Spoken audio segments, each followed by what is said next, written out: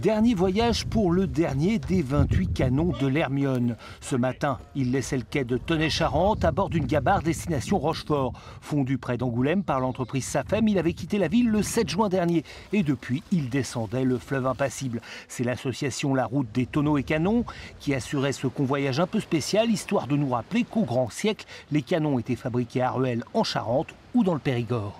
Il y a beaucoup d'autres forges qui étaient plus dans la Dordogne, Forgeneuve et tout ça, vers Étoire, vers Nontron, Pégu, tout ça, parce qu'ils avaient le minerai, ils avaient aussi disons le bois pour faire le charbon de bois, et puis ils avaient la main d'œuvre.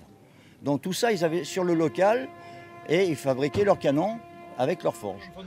Arrivé à Rochefort, le canon attire bien sûr les curieux, puis c'est au son de la fanfare qu'il gagne l'Hermione. La frégate de Lafayette, à nouveau armée pour les conquêtes, sous un soleil digne d'Austerlitz, l'académicien Éric Orsena y voyait comme un symbole. Combien de métiers ont été unis pour faire ce bateau? Donc c'est vraiment une image pour la France aussi, qui pense toujours qu'elle est plus petite qu'elle n'est. Alors on retrouve une sorte de grande ambition nationale, parce que c'est Colbert, il y a quand même très très longtemps, 350 ans, qui avait voulu qu'on soit capable de construire nous-mêmes les bateaux au lieu de les acheter à l'extérieur. Ça vous rappelle des choses quand même.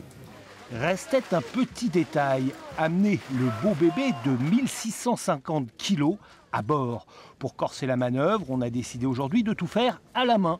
De l'approche au levage par cabestan et poulie, le tout s'est donc fait à l'ancienne.